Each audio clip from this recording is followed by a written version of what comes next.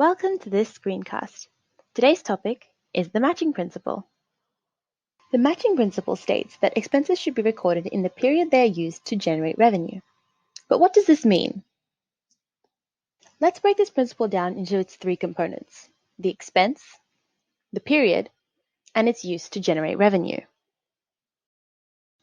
What is an expense?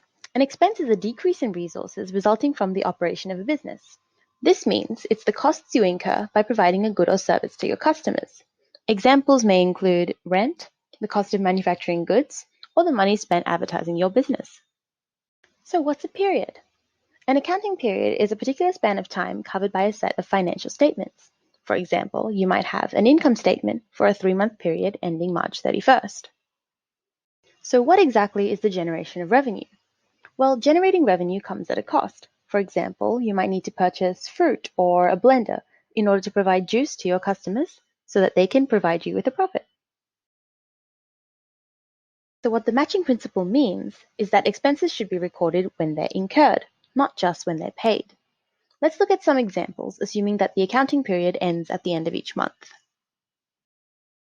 On the 15th of May, Sarah pays rent for a factory for the month of June in advance.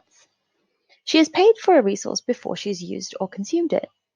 So according to the matching principle, when should this expense be recorded? May the 15th or June the 30th? June the 30th. Sarah will use the factory in June to produce products which will be sold to generate revenue. She cannot record the expense until she's used the factory to generate her revenue. This is an example of a deferred expense where a company pays for a resource before they consume it. Let's look at another example. Joss pays his electricity bill every 3 months. He last paid the bill in March. At the end of April, he's used $157 worth of electricity. He doesn't have to physically pay this amount until the end of June. So according to the matching principle, when should this expense be recorded? April the 30th or June the 30th? April 30th. Joss used the electricity in April to power his store, enabling him to sell goods and generate revenue. Since he has used the resource, he must record the expense incurred as $157 in the month of April. This is an example of an accrued expense, where a business incurs an expense before it pays cash.